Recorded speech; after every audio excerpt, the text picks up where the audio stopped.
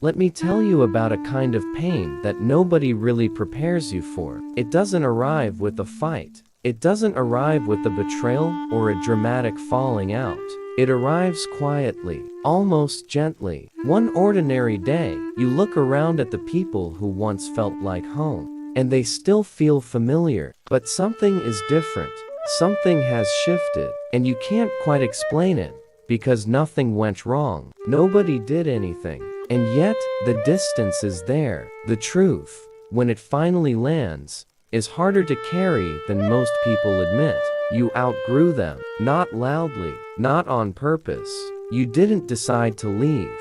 You just kept growing. And somewhere in the gap between who you were and who you're becoming, the connection quietly changed. Here's what no one tells you about that. Outgrowing people doesn't feel like winning. It doesn't feel like progress. It feels like grief. It feels like guilt. It feels like something you should apologize for, even though you're not sure what you did wrong. And that guilt, quiet, heavy, invisible, is exactly what we're going to talk about today. If this is already landing somewhere deep, subscribe before we go further. I post videos like this every week, honest, research-backed explorations of the psychology behind the things we feel, but rarely say out loud. Hit the bell so you don't miss what's coming next.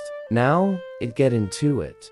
Growth is supposed to be celebrated. That's what everyone tells you. Level up, move forward, become more, evolve. The messaging is everywhere, and it's relentless. But it almost always leaves out the part that comes with it, the part where becoming someone new means some people in your life no longer recognize you, and you no longer fully recognize yourself in their company. It starts subtly, so subtly you almost miss it. Conversations that once felt easy start to feel repetitive. The jokes don't land the same way. The things that used to matter to all of you now only matter to some of you. You share something you're excited about and watch it get met with silence. A polite nod, a quick subject change. So you adjust. You edit yourself. You shrink your thoughts and downplay your progress. Not because you're arrogant, but because you don't want to make anyone feel uncomfortable. You don't want to create distance. And so you create a quieter version of yourself for certain rooms.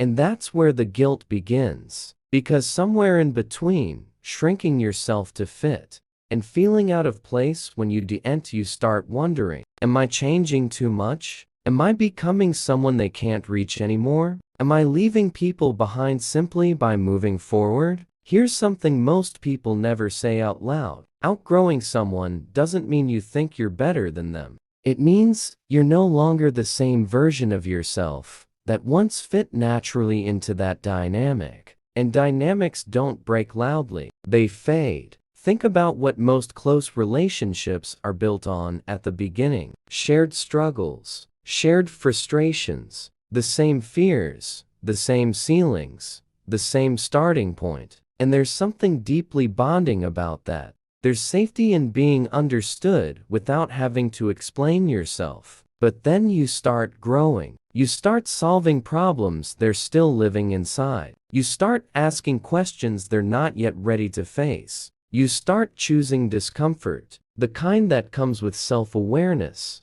with honesty, with refusing to stay stuck, and suddenly, you feel like the odd one out. Not because they pushed you away, but because you changed. And the cruelest part of that shift is that you still feel responsible for the distance. You feel responsible for the silence. Like if you'd grown a little slower, or shared a little less, or needed a little less from your relationships, things would still feel the same. But growth doesn't ask for permission. It doesn't wait for a convenient moment. It just happens. And the guilt that follows is not evidence that you did something wrong. It's evidence that you care about the people you're drifting from.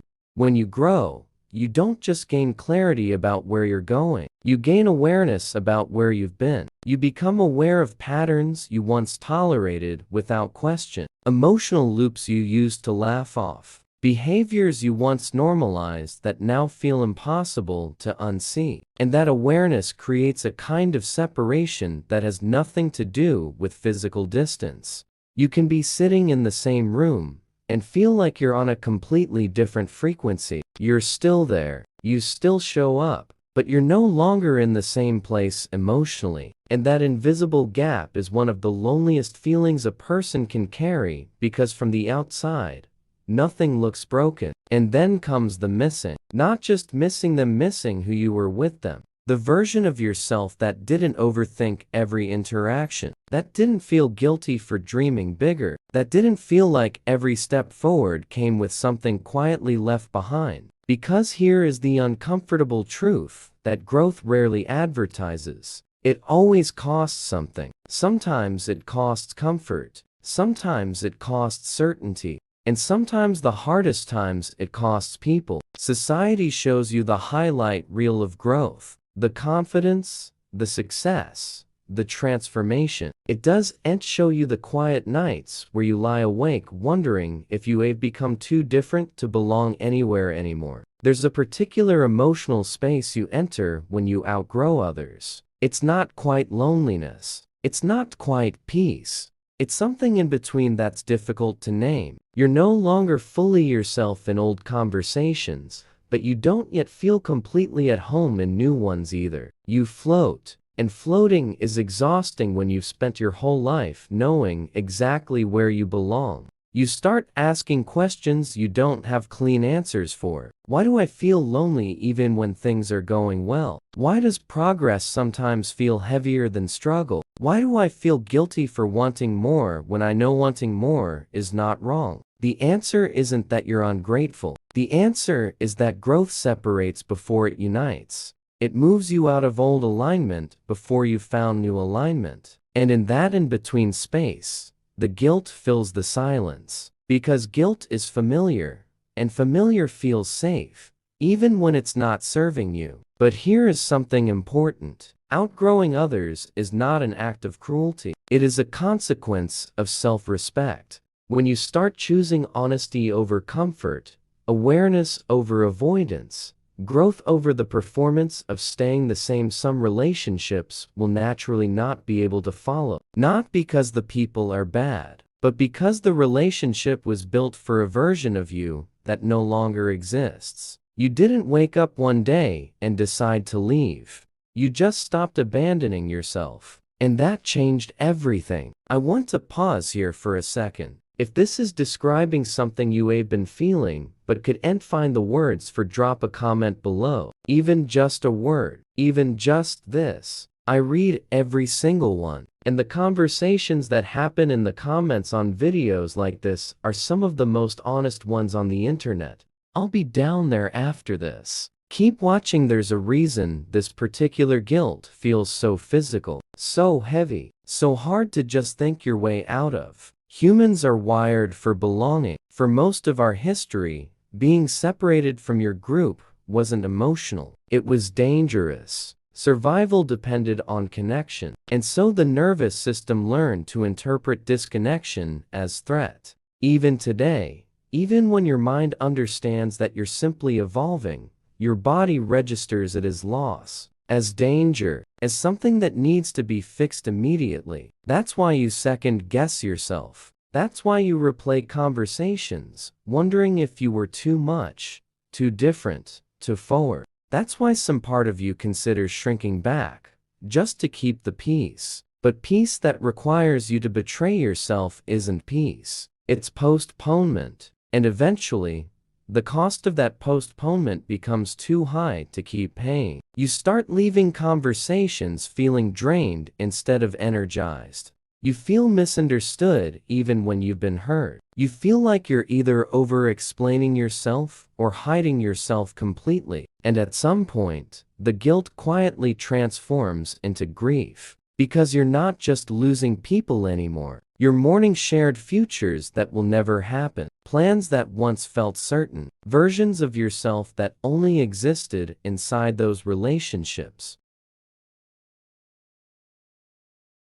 Here is something rarely said, but worth sitting with. Sometimes, when people drift after you grow, they don't miss you. They miss access to the version of you that made them comfortable. The version that didn't challenge the dynamic, that stayed predictable, that never made them examine their own stillness by comparison. When that version disappears, it creates discomfort. And discomfort, for many people, feels like loss even when it's actually an invitation. Some people will rise to meet that invitation. They'll get curious about your growth. They'll ask questions. They'll evolve alongside you in ways you didn't expect. Others will pull back, quietly, without explanation. And that's not your failure to manage. Because your growth doesn't erase anyone's worth. It doesn't make their path wrong. It simply reveals alignment, or the absence of it. And alignment matters more than history, because history alone cannot sustain a relationship.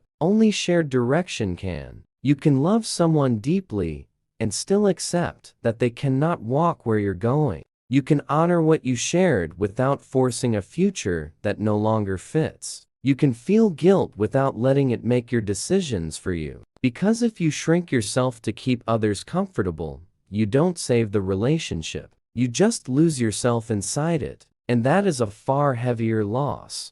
So what do you do with the guilt? Not how do you eliminate it, but how do you carry it without letting it pull you backwards? First, you understand what it actually is. The guilt of outgrowing others is not a sign you did something wrong. It is the emotional residue of empathy colliding with evolution. It means you didn't leave carelessly. It means you are the kind of person who feels the weight of change, and that depth is not a flaw. It is a quality. Second, you stop confusing loyalty with stagnation. Loyalty doesn't mean staying the same to keep everyone else comfortable. Real loyalty to others and to yourself means showing up honestly, even when honesty creates distance. And third, you allow relationships to find their natural form. Some will evolve into something quieter, less frequent, but still warm and real. Some will fade completely, and that will hurt,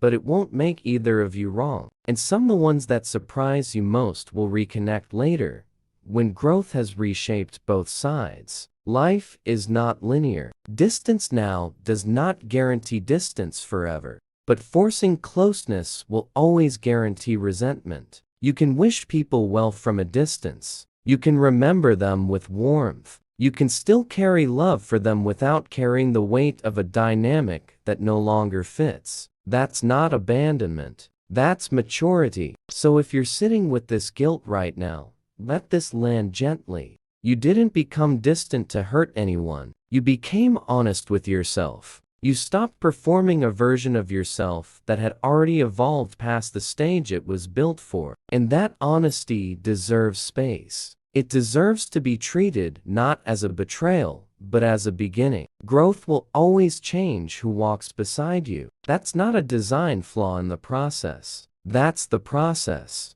And the people who find you on the other side of it, the ones who meet you as you actually are, not as you were, those connections will carry a kind of realness that the old ones, as meaningful as they were, couldn't offer. You don't owe anyone your stagnation. You don't owe the world a performance of staying the same so others feel safe. You owe yourself honesty. And honesty, even when it's quiet, even when it's uncomfortable, even when it creates distance before it creates anything else, is always worth it. Outgrowing others is not the end of belonging. It's the beginning of belonging somewhere real. And that quietly, slowly, on your own timeline is something to respect. If this video describes something you've been carrying quietly, share it with someone who needs to hear it. Not for the numbers, just because some things are worth passing on. Subscribe if you want more of this, and I'll see you in the next one.